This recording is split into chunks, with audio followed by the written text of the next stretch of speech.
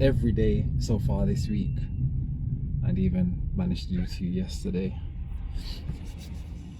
But today, the topic of my discussion is trust the transition. Trust the transition. Now,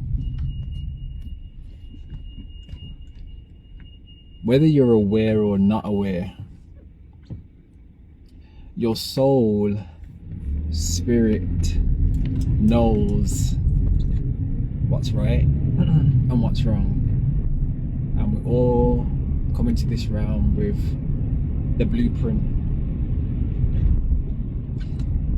Our ancestors have laid a foundation down. Over time, we may have drifted onto a different course. I'm not going to say the wrong or the right, but we've drifted onto a different course. And then over time, your grandparents, great-great-grandparents, they would have established their own routine and have their own blueprint for a particular time. So not a blueprint is in the sense of the original blueprint, but they would have laid a foundation down to their time. Good afternoon. And you gotta remember as well, although we may just know the names of our grandparents, great-great-grandparents, and so on, there's so many that have come before, like so many that have come before. So when you realize that, you have to realize that we are the makeup of the ones that have come before us.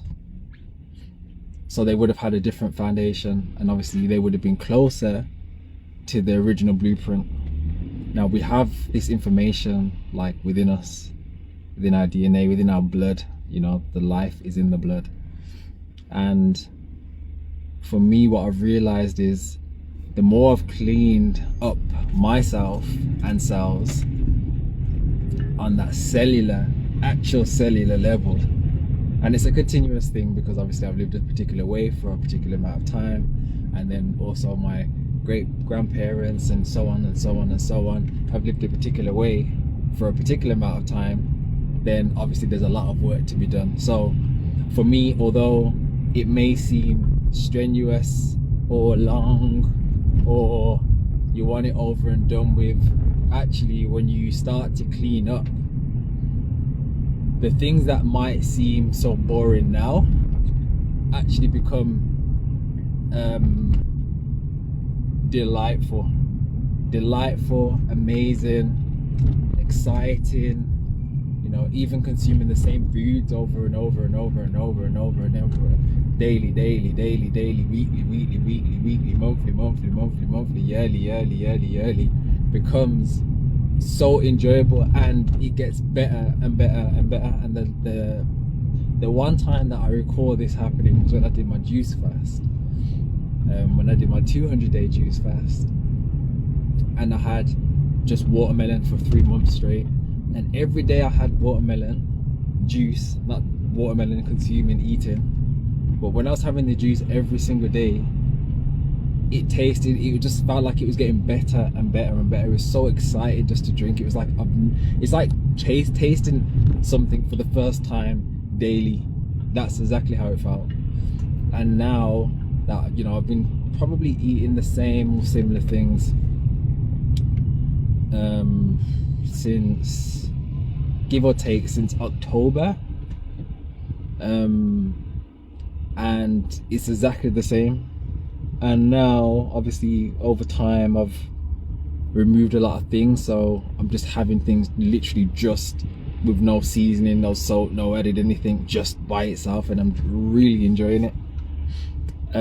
So for me, just going back to topic, I say all this to say this, I say all that to say this, that when I first started making I guess noticeable changes was when I can't remember I did watch something, and I watched something, and it was talking about how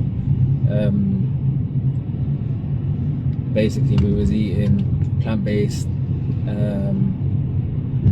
and yeah, I think I just kind of interested. And with me, I think I've always been this way, in the sense of I'm kind of all or nothing, and I think I am still now a bit like that, but not to the degree that I used to be. So basically at that time I was eating like all types of meats. So I was having like the pork, the chicken, the lamb, you know, all those sorts of meats. And I thought, well, I can't just give up one, I'm gonna have to give them all up, right?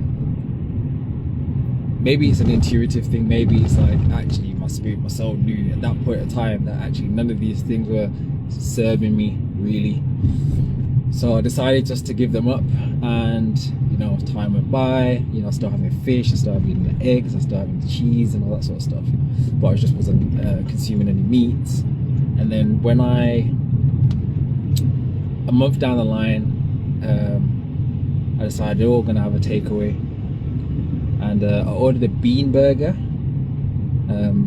but a chicken burger came, and I just couldn't be bothered with the fuss of calling back to say no, it's a wrong order, or can you make it, can you change it or whatever. I thought, you know, I'm just gonna eat it. I think I've said this story before. And then when I ate it, I took a bite, I swallowed it, and I threw up straight away. I threw up, and then ever since that day I'd not eaten meat ever again. And it's funny, I had a similar experience with a pot, not a pot noodle, but a pot pasta, right? I threw up, and I never had a pot pasta ever again. And then yeah, over time after that, so obviously I gave up meat at that point, but giving up meat permanently was not on the radar, wasn't the agenda, wasn't something I was thinking about. So then I started researching, started watching stuff, started just experimenting stuff. Then the next thing I gave up was, I believe it was eggs. No, I think it was fish. And then it was eggs. And then it was cheese and the dairy. They were the last things to give up. And yeah, cheese is very addictive, so that was definitely the last thing I gave up. But yeah, it was like one by one. It wasn't just like, oh, doing this thing now, get rid of everything straight away. So for me, it was more of a gradual thing. And I think around me, I wasn't really aware of people close to me that was plant-based at the time. So yeah, I was kind of just on my little journey and kind of just experimenting. You know, there was nothing, nobody had anything to my head saying, oh, you can't eat this thing anymore. So yeah, it was like a gradual change. It wasn't just like an immediate thing. It wasn't like, oh, I've heard about vegan now, I'm just gonna give up everything all at once. And even then, I remember going to the supermarkets and they had nothing there for like vegan at all at that time. It was just like, they did have stuff. They had like the soya chunks and the things that you had to soak and then cook. They never had all the frozen stuff. The first frozen things that I saw was, you know, the corn brand, and even then their stuff wasn't even vegan because they had eggs in there. So over time that changed, and I've gone from seeing like literally the smallest freezer space to like aisles full, and that was kind of like a really weird time. And I guess my awareness started opening up a little bit more as well. So even then I was thinking, oh, like all these like popular famous brands are now jumping on and creating plant-based things.